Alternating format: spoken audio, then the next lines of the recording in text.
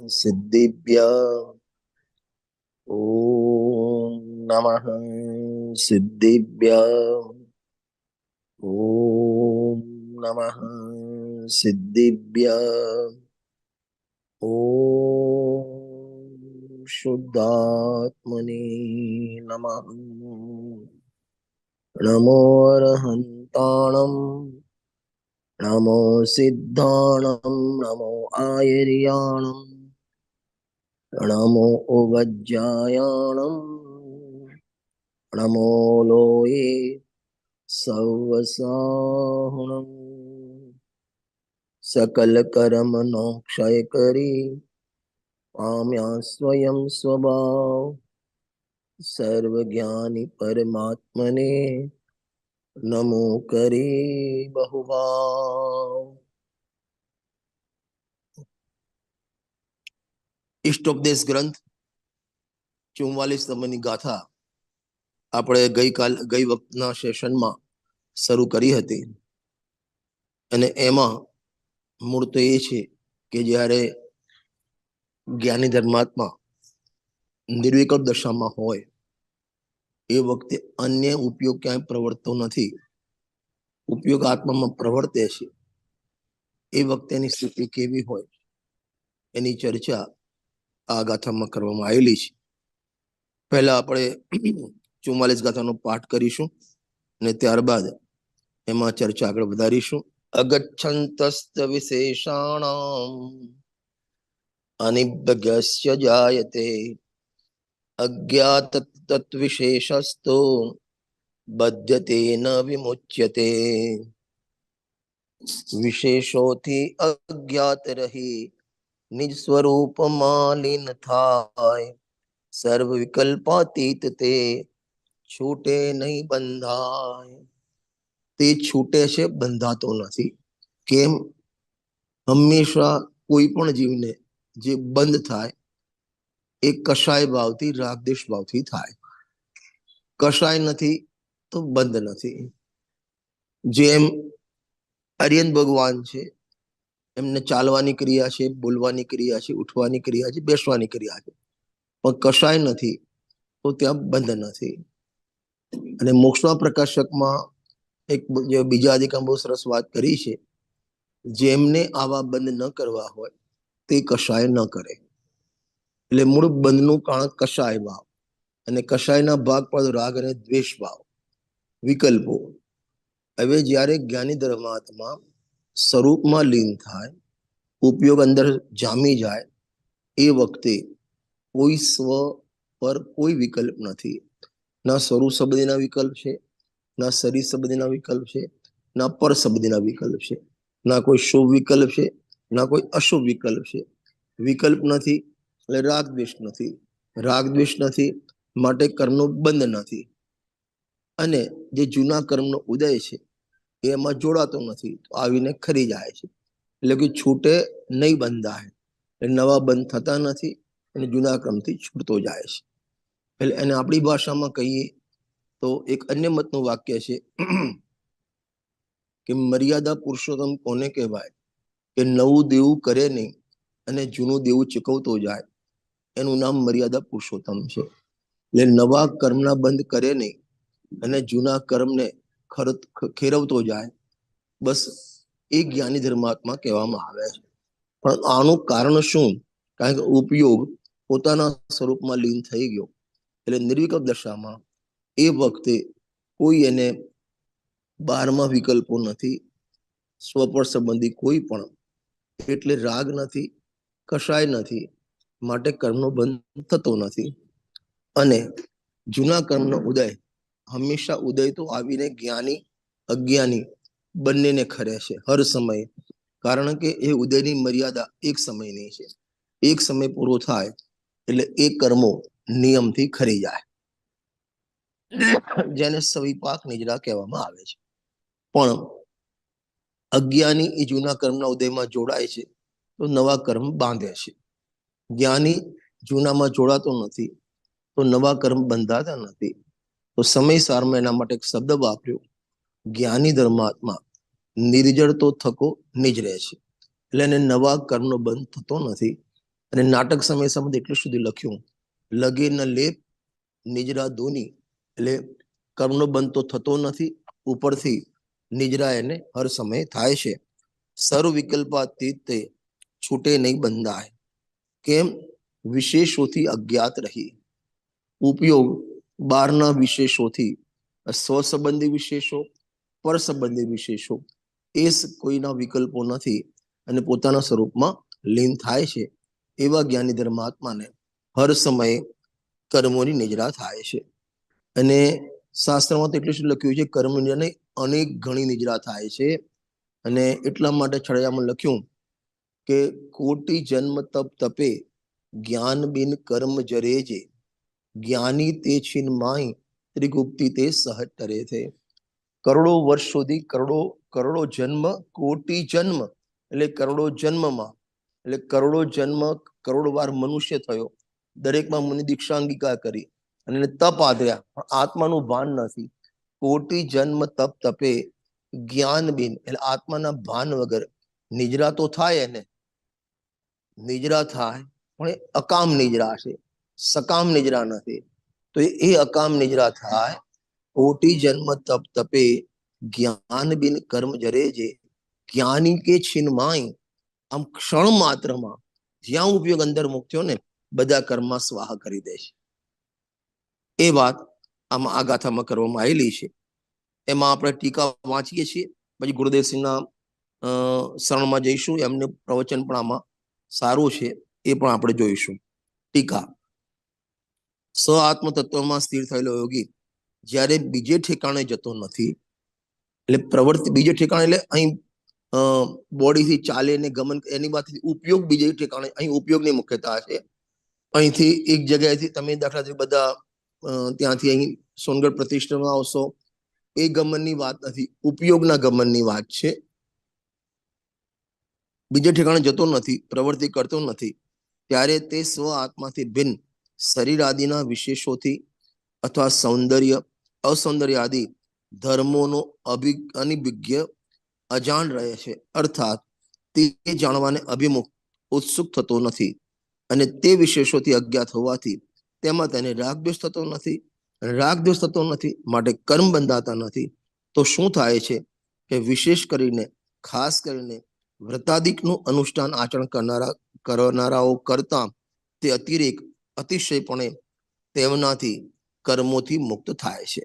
જો લખ્યું ને વિશેષ કરીને વ્રતાદિનું અનુષ્ઠાન કરનારાઓ કરતા, એટલે અહીં વ્રતાદિનું અનુષ્ઠાન અજ્ઞાની વ્રતનું અનુષ્ઠાન કરે અને જે કર્મો નિજરા થાય તેના કરતા અતિશય, એટલે અતિશયપણે એ કર્મોથી મુક્ત થાય છે. જો આમાં ગુરુદેવસિંહનું પ્રવચન બહુ સરસ છે, એટલે આપણે જાતે વિશ્લેષણ નહીં કરતા, એમના શરણમાં જઈએ છીએ. જો તમને મળે તો ભાગ 2 પેજ નંબર 290. હા ના, વર્ડ ટુ વર્ડમાં બીજો ભાગ ઇષ્ટોપદેશ પ્રવચન આવી ગયો, અહીં આવી ગયો. હા, જુઓ, અધ્યાત્મથી દૂસરી જગહ પ્રવૃત્તિ ન કરતા યોગી. અધ્યાત્મ કોને કહેવાય, પહેલા એની પરિભાષા કરે. હા, બસ બસ બસ. અધ્યાત્મ એટલે કોને અધ્યાત્મ કહેવું? કે અધ્યાત્મ એ ભગવાન આત્મા પોતાના નિસ્વરૂપમાં બિરાજમાન આનંદ પ્રભુ છે.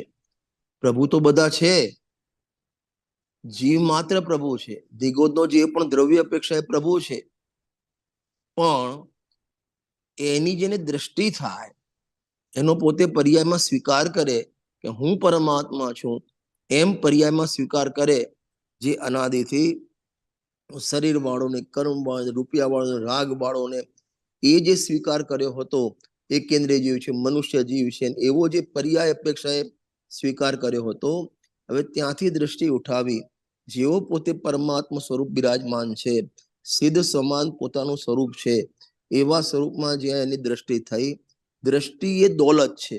દ્રષ્ટિ એવા ભગવાન આત્માને સ્વીકાર કર્યો ને, તો ગુરુદેવ કે દ્રષ્ટિ મોક્ષ થઈ ગયો એનો.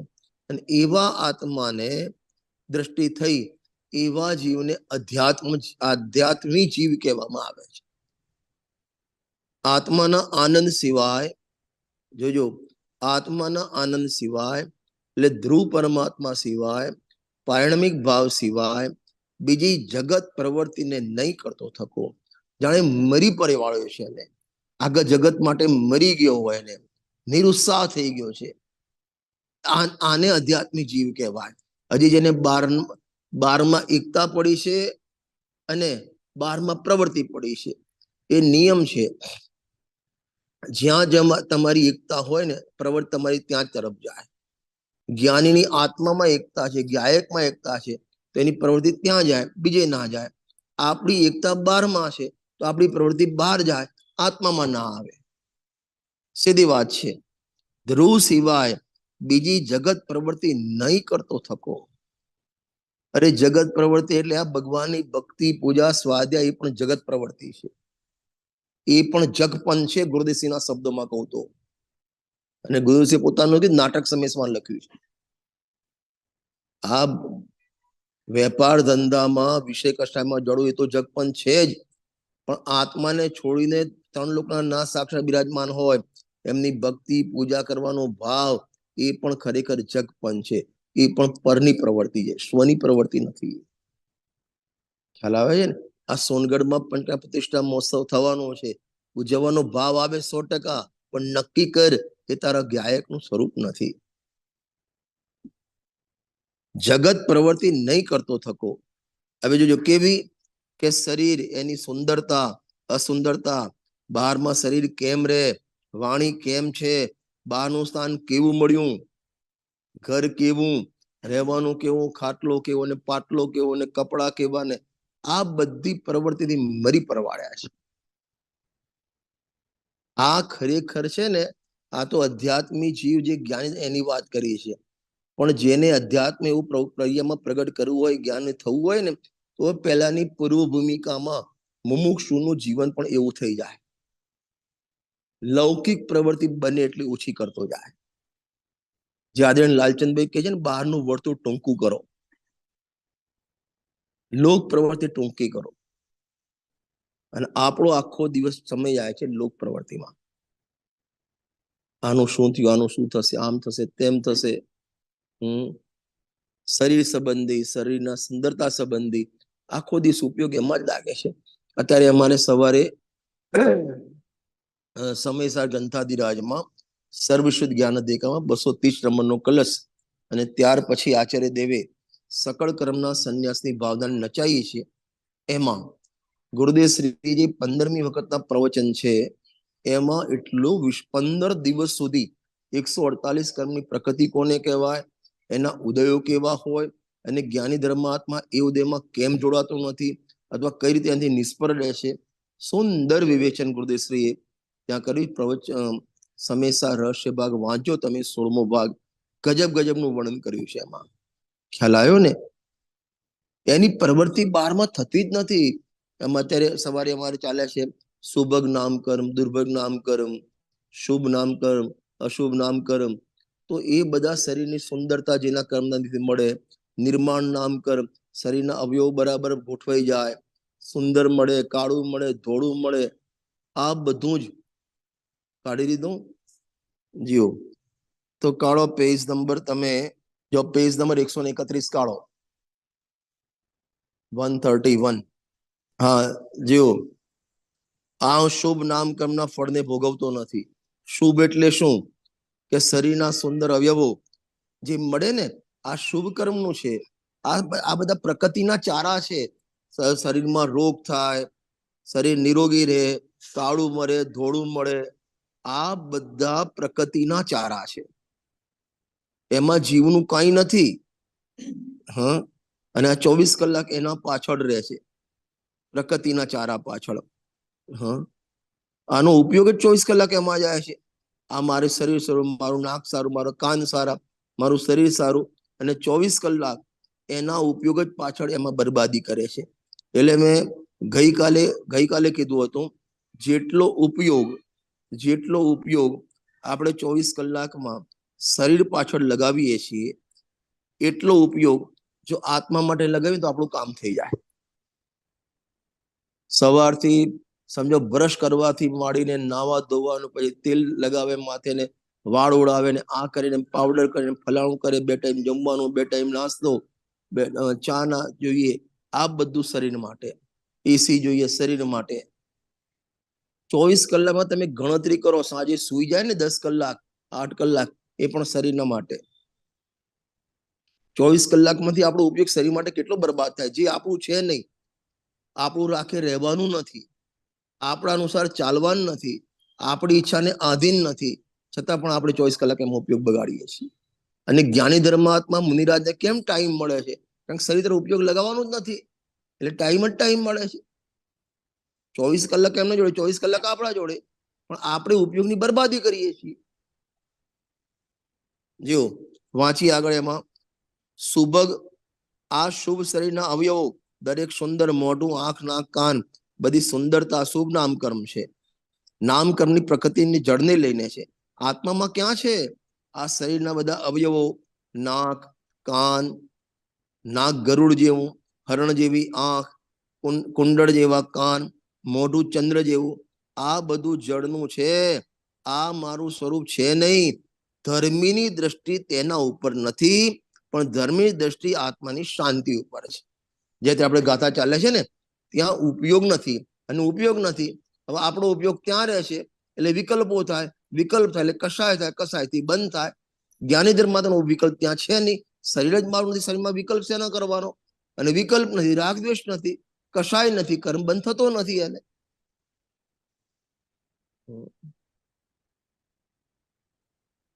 શું ગજબ ગજબના બોલો લખ્યા છે. એમાં દરેકમાં લઈ લેવાનું, સ્વર, દુસ્વર, સુસ્વર, બધું ઘણું છે, ગુરુદેશે લીધું છે. અને એક વાક્ય જે મને ગુરુદેવનું ગમ્યું છે ને, આ બધા પ્રકૃતિના ચારા છે. જે પણ શરીર સાળું મળ્યું, ગોરું મળ્યું, લાંબુ મળ્યું, ટૂંકું મળ્યું, ઠીંગણું મળ્યું, જે મળ્યું, આ બધા પ્રકૃતિના ચારા છે. એમાં તમારું કશું જ ચાલતું નથી, અને છતાં પણ આપણો ઉપયોગ એમાં એમાં બગાડીએ છીએ. આવી જા મૂળ ગાથામાં આપણે ગુરુદેવના પ્રવચનમાં. આ બાર શરીર કેમ રહે, વાણીમાં કેમ છે, બહારનું સ્થાન કેવું મળ્યું, આ સુંદર વિશેષ અવસ્થાઓ, બહારના સુંદર અસુંદર ધન પર વિચાર નથી રહેતો જ્ઞાની ધર્માત્માને.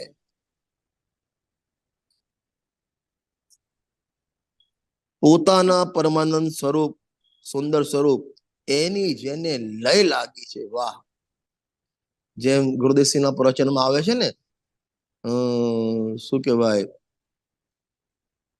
મીરાજીને યાદ કરતા હતા ને, પરણી મારા પીયુને સંગ, બીજાના મીંડળ નૈરે બાંધું. એમ જેને પોતાના આત્માની લય લાગી, લય લાગી એટલે એમાં એકતાન થઈ ગયો, એટલે દ્રષ્ટિ ત્યાં ચોટી ગઈ. હવે એને બીજે ક્યાંય ફૂટતું નથી, ઉપયોગ બહાર આવતો નથી, આવતો નથી, વિકલ્પો થતા નથી, વિકલ્પ થતા નથી, માટે એને કર્મનો બંધ થતો નથી. જો જ્યારે પોતાની વિશેષ દ્રષ્ટિ નથી, વાહ, શું કહે છે બીજા પેરેગ્રાફમાં, બીજી લીટી,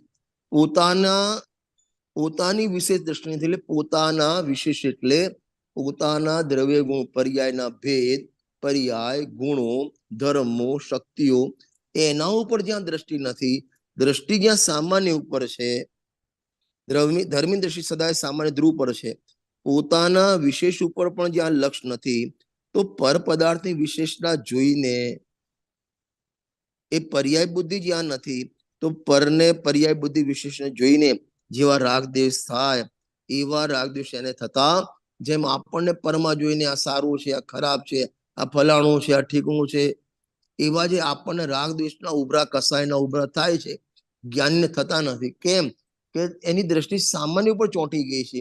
એના પોતાના વિશેષો, એટલે વિશેષ પર્યાય જે આનંદ આવ્યો, એના ઉપર જ્યાં દ્રષ્ટિ નથી, તો પર રાગ ઉપર દ્રષ્ટિ ક્યાંથી હોય? અને રાગ ઉપર દ્રષ્ટિ નથી, તો પર તરફ શરીર ઉપર દ્રષ્ટિ ક્યાંથી હોય? ખ્યાલ આવે છે ને? જીવો પોતાનો વિશેષ સ્વભાવ પણ જ્યાં લક્ષમાં નથી, વાહ, લક્ષમાં નથી એટલે જ્ઞાનમાં છે, પણ ત્યાં દ્રષ્ટિ નથી.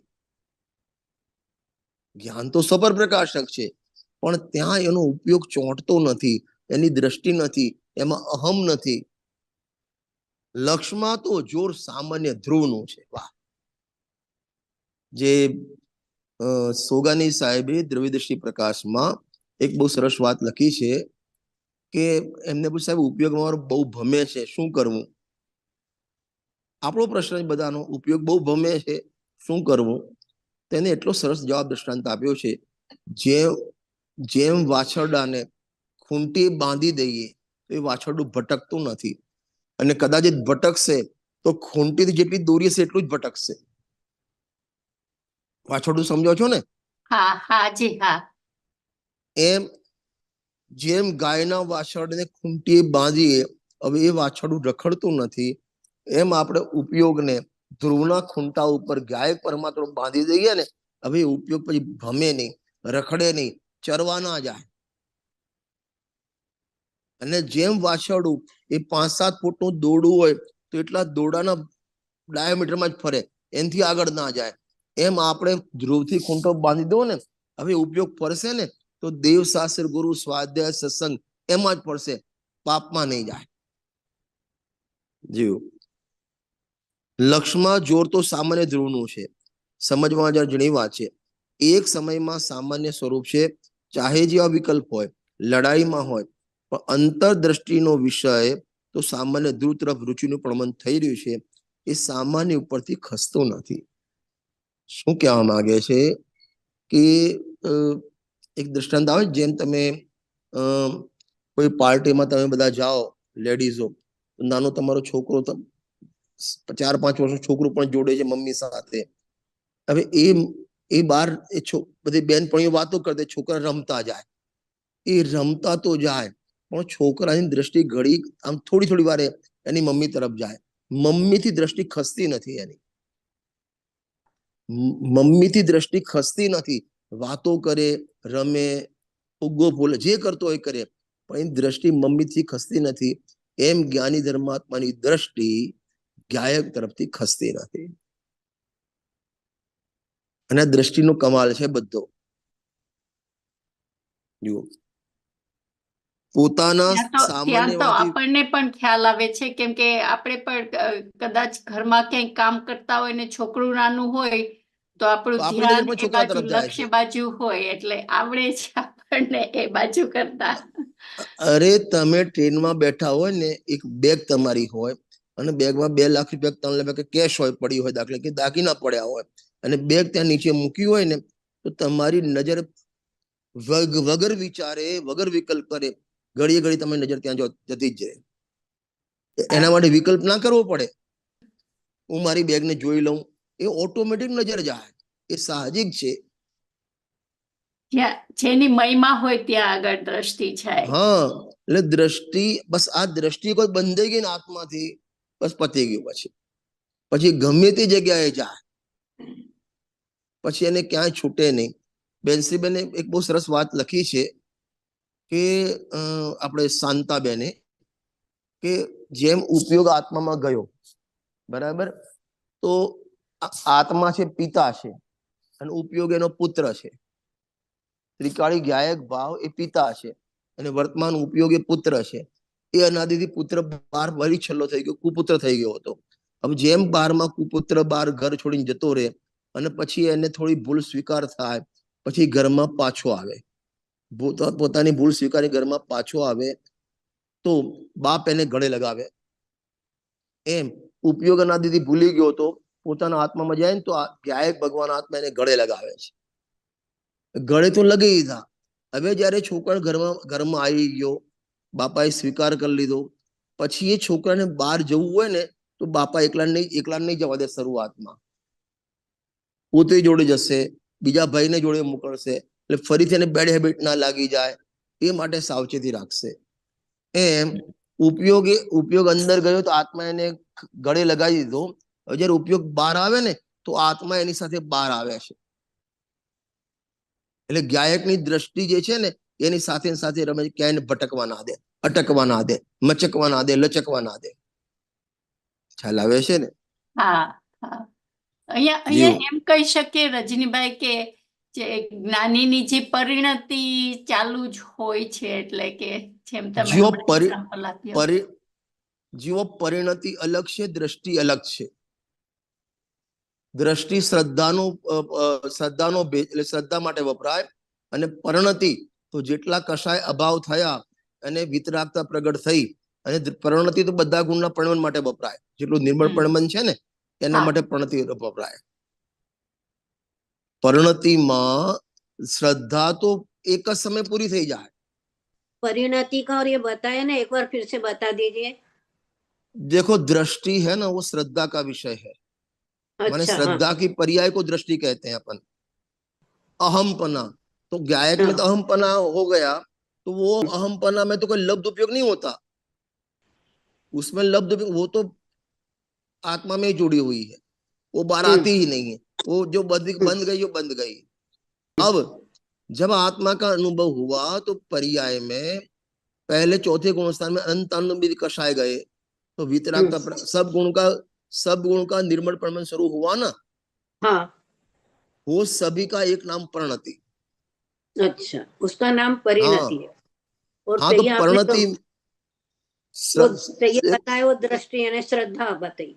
श्रद्धा तो अलग है, दृष्टि नो विषय माने श्रद्धा नो विषय माने वो तो आत्मा में अहमपना, कारण कि दृष्टि का अहमपना करना है, वो तो आत्मा में अहमपना हो गया. लेकिन जब उपयोग बाहर आता है तब श्रद्धा बाहर नहीं आती, श्रद्धा तो ऐसी की ऐसी है. वो तो एक 100% विश्वास करती है. विश्वास कर लिया, वो श्रद्धा है, वो प्रतीति है, वो दृष्टि है. अब जब उपयोग बाहर आया तो जितने कषाय गए, जितनी अशुद्धता गई, उतनी वितरागता प्रकट हुई सब में, सभी गुणों में, और उसका एक नाम बनेंगे परिणति. ठीक है, बढ़िया, बहुत अच्छा. રજનીભાઈ, એક પ્રશ્ન છે, જે ઉપયોગની તમે હમણાં ઘણી બધી વાત કરી, તો ઉપયોગનો અહીંયા અર્થ આમ તો દર્શનો ઉપયોગ ને જ્ઞાન ઉપયોગ હોય, અહીંયા કઈ અર્થમાં લેવાનો આ જે તમે વાત કરો? जो उपयोग शब्द अनेक जगह वपराय છે. જ્ઞાન દર્શનના વેપાર માટે પણ ઉપયોગ વપરાય, ચારિત્રના પરિણમન માટે પણ ઉપયોગ શબ્દ, શુભ ઉપયોગ, અશુભ ઉપયોગ, શુદ્ધ ઉપયોગ, એ ચારિત્ર માટે વાપર્યો છે. આપણે કે શુભ ઉપયોગ છે, અશુભ ઉપયોગ છે, શુદ્ધ ઉપયોગ છે, એ ચારિત્રની પર્યાય છે, એના માટે પણ વપરાય. અરે શ્રદ્ધાનું વિપરીત પણ માટે પણ ઉપયોગ વપરાય, અધ્યવસાનને પણ ઉપયોગ કહેવાય.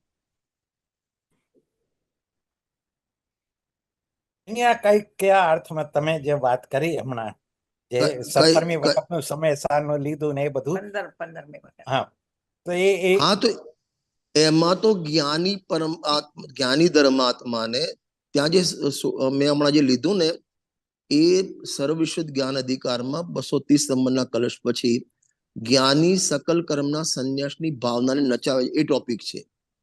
એટલે એને પૂર્વે અજ્ઞાન અવસ્થામાં જે કર્મ બંધાયેલા સ્ટોકમાં પડ્યા છે, એ સમય ઉદયમાં તો આવે છે, પણ એ એમ કે છે કે મારા ભોગ્યા વિના બધું ખરી જાવ. વિગ્લંતુ કર્મ વિસ્તરુ ફલાની મમ ભુક્તણંતણેવ 230 નંબરનો કળશ છે કે મારા ભોગ, આ બધા કર્મના જે ફળ છે ને ઉદયો, આ બધા ઝેરના ઝાડ છે, અને મારા ભોગ્યા વિના એટલે મારું ત્યાં ઉપયોગ ગયા વિના, એટલે મારું લક્ષ્ય ગયા વિના, અથવા તો એના ઉદયમાં મને રિએક્શન આયા વિના એ ઉદય આવીને ખરી જાય. એટલે એમાં ઉદય જો આપણને પણ કર્મના ઉદય આવે છે, પણ આપણે કર્મના ઉદયમાં, પુણ્યના ઉદયમાં ફૂલાઈ જઈએ છીએ, પાપના ઉદયમાં રૂવા મળીએ છીએ, તો એ ઉદયના ફળમાં આપણે જોડાઈ ગયા. જ્ઞાની ધર્માત્મા એમ કહે છે કે એ ઉદયો આવે તો આવે, આ બધા ઝેરના ઝાડ છે, મારા ભોગવ્યા વિના, એટલે મારું ત્યાં લક્ષ્ય ગયા વિના, એટલે કે મારી પર્યાયમાં કોઈ પણ જાતનું રિએક્શન આયા વિના એ ખરી જાવ. અને અહીંની ભાષામાં કહીએ, હું જ્ઞાનનું વેદન કરતો જાઉં, ઉદયો આવીને ખરી જાય. બરાબર, બહુ સરસ. એમ તો એ ઉપયોગને પલટવું આપણા હાથમાં છે ભાઈ. ઉપયોગ તો માસ્ટર કી છે. હું તો કાયમ કહું છું કે આપણે તાળું શેનાથી, તમારે ત્યાં અમેરિકામાં તાળું શેનાથી ખોલે? લોક, ચાવીથી. અચ્છા, બંધ શેનાથી કરે? એનાથી, ચાવીથી. અને ખોલવાની ચાવી કઈ, બંધ કરવાની ચાવી કઈ હોય? સેમ ચાવી. એક જ ચાવી હોય ને, તો એમ કેમ કે એક જ ચાવીથી ખોલીને એક જ ચાવીથી બંધ થાય? તમે ચાવી કઈ રીતે ફેરવો છો એના ઉપર છે. તમે ચાવી ક્લોકવાઇઝ ફેરવો છો કે એન્ટી ક્લોકવાઇઝ ફેરવો છો? ચાવી તો એક જ છે, તમે એને કઈ રીતે ફેરવો છો એમ તમારો ઉપયોગ એક જ છે, તમે એને ક્યાં ફેરવો છો? એટલે ચાવી એટલા આપણા ઉપર છે. બરાબર. ઉપયોગ માસ્ટર કી છે તમારો. હા હા. હવે એને ઉપયોગને બરબાદ કરવો છે કે ઉપયોગને આબાદ કરવો તમારા હાથમાં છે. સમયસારની 412 નંબરની ગાથા છે. એમાં શબ્દ પ્રજ્ઞાનો દોષ અને પ્રજ્ઞાનો ગુણ. પ્રજ્ઞા એટલે તમારો જ્ઞાનનો વ્યાપાર. એનો હવે એ જ્ઞાનનો વ્યાપારને જ્ઞાનમાં લગાયો, આત્મામાં લગાયો તો પ્રજ્ઞાનો ગુણ કહેવાય, અને જેનું નથી એમાં લગાય પ્રજ્ઞાનો દોષ છે. ઉપયોગ તો તમારી જોડે છે. જેમ તમને પુણ્યના ઉદયથી પૈસા મળ્યા છે, હવે એ પૈસા તમે સદુપયોગ પણ કરી શકો અને દુરુપયોગ પણ કરી શકો. પૈસા તમારો, આ તો દ્રષ્ટાંત માટે કહું છું, એને તમે વિષય ભોગમાં વાપરીને પાપના પોટલા પણ બાંધી શકો, અને એને ધર્મ માર્ગમાં વાપરી, પ્રભાવનામાં વાપરી અને પુણ્યનો બંધ પણ કરી શકો. કરી શકે છે એમ નથી કે હું દ્રષ્ટાંત માટે કહું છું. બરાબર. તો એ પૈસાને તમે વિષય ભોગમાં લગાયા તો પૈસાનો દુરુપયોગ કહેવાય. એ પૈસાને તમે ધર્મ માર્ગમાં લગાવ્યા તો પૈસાનો સદુપયોગ કહેવાય. તમારી જોડે 24 કલાક, બધા જોડે 24 કલાક જ છે. હવે એ 24 કલાક તમે વિષય કસાયમાં નાખ્યા, ટીવી જોવામાં નાખ્યા, પિક્ચર જોવા નાખ્યા તો એ સમયનો દુરુપયોગ કહેવાય. અને એને સ્વાધ્યાયમાં લગાયો, ચિંતનમાં લગાયો, સમયનો સદુપયોગ કહેવાય. એ રીતે તમારો વર્તમાન ઉપયોગ એને તમે કઈ બાજુ ડાયવર્ટ કરો તમારા હાથમાં છે. બરાબર. સરસ. ખ્યાલ આવે ને? ઉપદેશની ભાષામાં ઉપયોગ શબ્દનો બહુ યુઝ હશે. ઘણા, તમને 50 જગ્યા કાઢીને બતાવું. ના, બરાબર. એ ઉપયોગ જો શું કહેવાય, 271 નંબરની ગાથા છે સમયસારમાં. હા, સમયસાર. એમાં પૂછ્યું અધ્યવસાન. અધ્યવસાન એટલે શું? હવે આપણને પ્રચલિત છે અધ્યવસાન એટલે મિથ્યા માન્યતા. હવે ગુરુદેવ કે અધ્યવસાન શબ્દ 4 જગ્યાએ વપરાય. અધ્યવસાન શબ્દ 4 જગ્યાએ વપરાય. નંબર 1 આ પ્રવચન રત્નાકરમાં છે, 6ઠો અથવા 7મો ભાગ હશે. એમાં એમને ગુરુદેવ કીધું કે સ્વપરની એકતા, એવું જે મિથ્યાત્વના પરિણામ, એને પણ અધ્યવસાન કહેવાય. નંબર 2 એ મિથ્યાત્વ સાથે જે કષાય હોય ક્રોધમાન માયા લોભ, એને પણ અધ્યવસાય કહેવાય. નંબર 3 મિથ્યાત્વ ગયું, અનંતાનુબંધી પણ ગયું, થોડા કષાય રહી ગયા, એને પણ અધ્યવસાન. જ્ઞાની ધર્માત્માની ભૂમિકામાં અધ્યવસાન થોડા પરિણામ રહી ગયા, એને પણ અધ્યવસાન કહેવાય. એકતા નથી, અજ્ઞાન નથી, પણ કષાય છે, એને પણ અધ્યવસાન કહેવાય. અને ચોથી વાત તો ગજબ કરી ગુરુદેવશ્રીને કે જ્ઞાન નિર્મળ આત્માના અનુભવ નિર્મળ પ્રણમન થાય ને એને પણ અધ્યવસાન કહેવાય. તમે સાંભળ્યું નહીં હોય હોગા? આત્માના અનુભવ જે નિર્મળ પ્રણમન થયા ને એને પણ અધ્યવસાન કહેવાય. તો પછી પ્રશ્ન ઉપયોગનો વ્યવસાય ક્યાં છે એ પ્રમાણે એને નામ લાગે. નહીં, એટલે અધ્યવસાન શબ્દ દરેક જગ્યાએ વપરાય, મારું એમ કેવું છે. આપણા મગજમાં શું અધ્યવસાન એટલે વિપરીત માન્યતા, એ તો બરાબર છે, એ બરાબર છે. સમયસારમાં એની મુખ્યતામાં જ અધ્યવસાન શબ્દ વાપર્યો છે, પણ બીજા જગ્યાએ પણ અધ્યવસાન શબ્દ વપરાય. એટલા માટે 271 નંબરની ગાથામાં ત્યાં પ્રશ્ન કર્યો આચાર્ય દેવ સાહેબ, અધ્યવસાન અધ્યવસાન અધ્યવસાન, પણ અધ્યવસાન એટલે શું?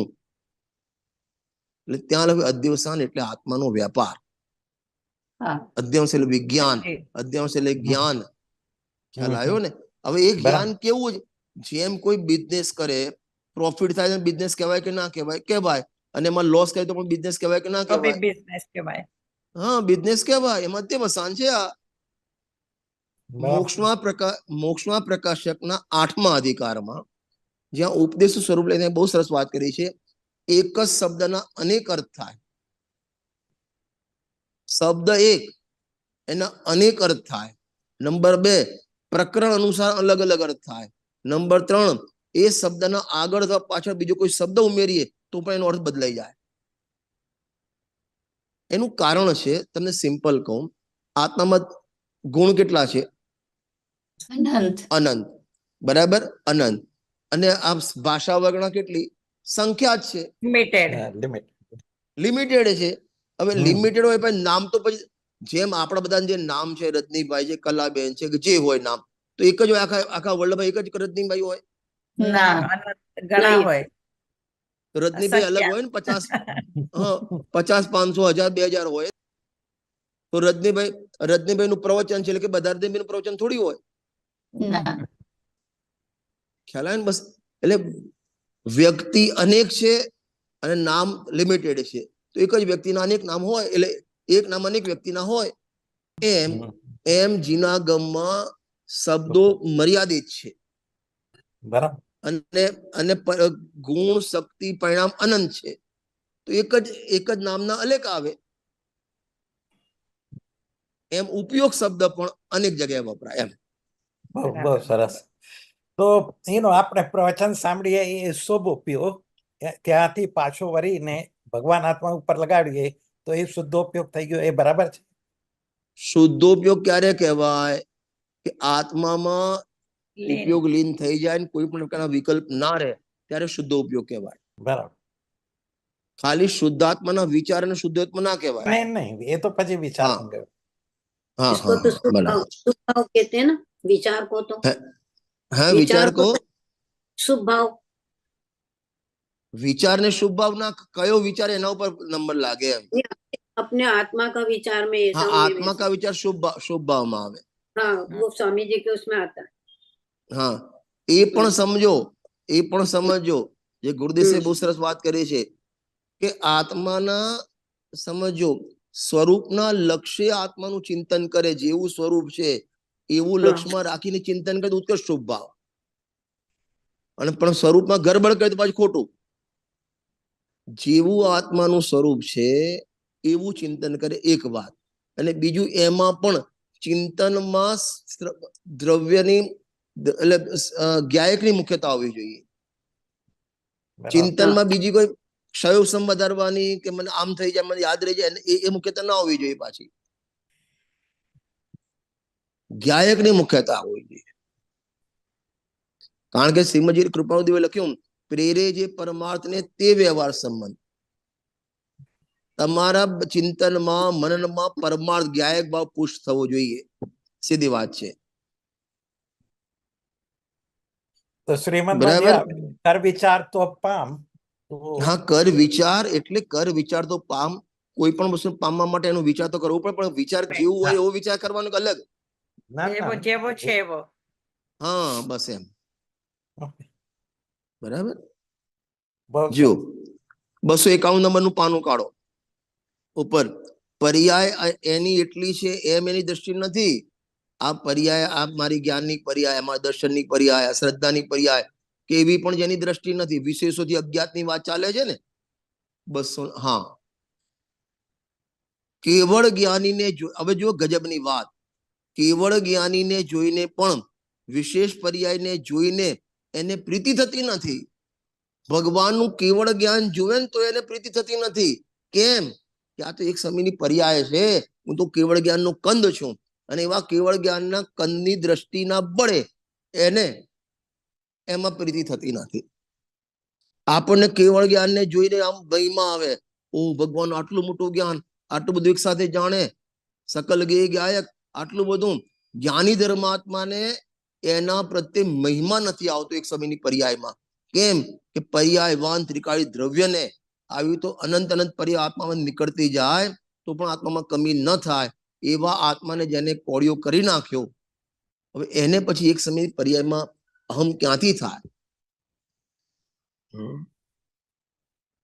કેવળ જ્ઞાનીને જોઈને પણ, ભગવાનને જોઈને પણ વિશેષ પર્યાયને જોઈને એને પ્રીતિ થતી નથી. આ વિશેષોથી અજ્ઞાત રહી એની ચર્ચા ચાલે છે.